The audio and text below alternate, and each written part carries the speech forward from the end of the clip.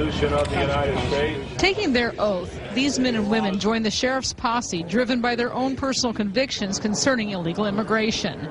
This country is worth protecting. And by God, that's what this posse is going to do. Posse is the power of the county. Actor Lou Ferrigno standing by the sheriff, one of several members whose names, either in the entertainment field or in law enforcement, come with recognition. I'm here because of my strong stand giving back. Of the 59 posse members taking the oath, 33 will be armed. Their duties and their authorities critical, the sheriff said, to his immigration enforcement efforts, from drop house investigations to the sheriff's immigration sweeps. They wear the same uniforms. You can't tell the difference. They will transport prisoners.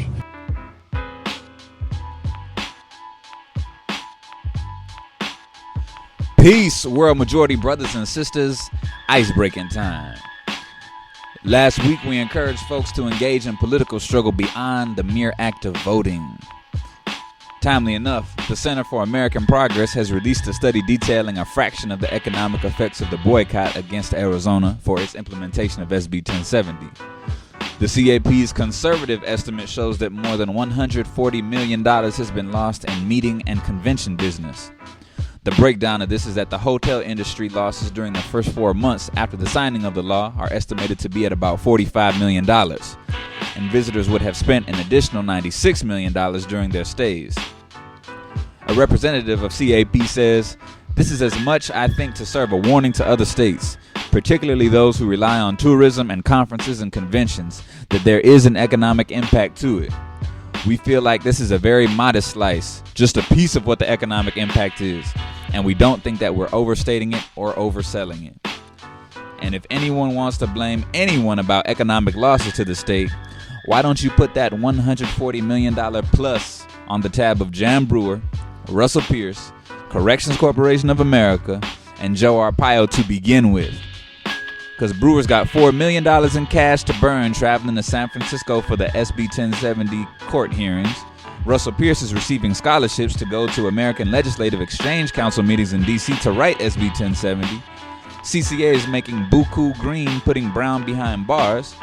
And the so-called Committee to Defend Sheriff Joe is working as a fundraising shadow for America's toughest sweeper.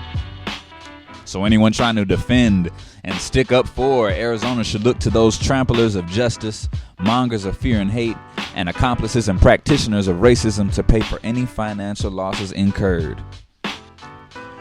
We go beyond the act of voting because they have gone beyond the act of voting. As forecasted last week, Arpaio's posse is taking shape, and celebrity shape at that. On Wednesday, Joe swore in 56 members of the volunteer posse, who will bring arrestees to jail and handle demonstrators that interfere with immigration patrols. But check this out. The county trust will cover their insurance. Back in June, purchasing cards which had been issued to some posse members were actually canceled. Dang, I thought this was a volunteer thing. A few big-name has-beens of the entertainment industry have joined this modern-day KKK outfit. In addition to pilots, attorneys, former law enforcement and military officers, truckers, business owners, computer programmers, financial advisors, and real estate experts, check out our star-studded roster.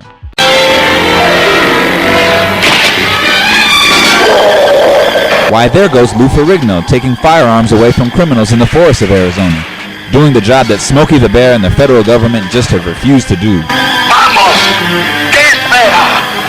Steven Seagal will run after the bad guys in his Steven Seagal kind of way. Lightspeed. Peter Lupus takes those rocks and throws them right back over the border at all the beheading cocaine smugglers of Mexican Babylon. Orale. According to Arpaio, these heroes, quote, can be instrumental in heightening public awareness of the immigration issue and encouraging others to join the posse's effort to help reduce the flow of illegal immigrants into our communities. Well, damn, Joe, who's next of white, muscle-bound, prize-fighting, rage-filled has-beens to join the esteemed ranks of this elite fighting force? Duke Nukem, maybe? How's about Roddy Piper? I have come here to chew bubblegum and kick ass. And I'm all out of bubblegum. and my personal favorite, you know who.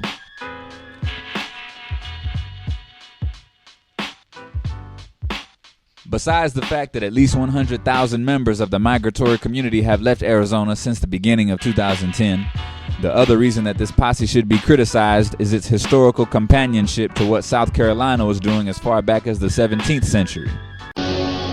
To stem the financial loss of slaves who escape, for whatever reason, South Carolina begins to experiment with different ways for catching them. At first, neighbors are asked to volunteer. Rewards are given to those who capture runaways. When this fails, the legislature passes a law in 1690 that mandates all whites to serve as slave hunters, requiring the entire white population of South Carolina to be a racial police force. Those who refuse to serve are fined. In cities like Charleston, night watchmen are paid to keep an eye out for slaves who violate curfew. They even try using their militia. Then, in 1704, the colony tries something new. They begin to experiment with small makeshift groups of citizen police called patrols. So when Lou Ferrigno said at the ceremony Wednesday that, quote, "We are in for a rude awakening because this country right now is in a lot of danger," unquote, I couldn't agree more. Because if this posse runs up on the wrong person, talking about some show me your papers, they'll probably need to call backup. The struggle is won.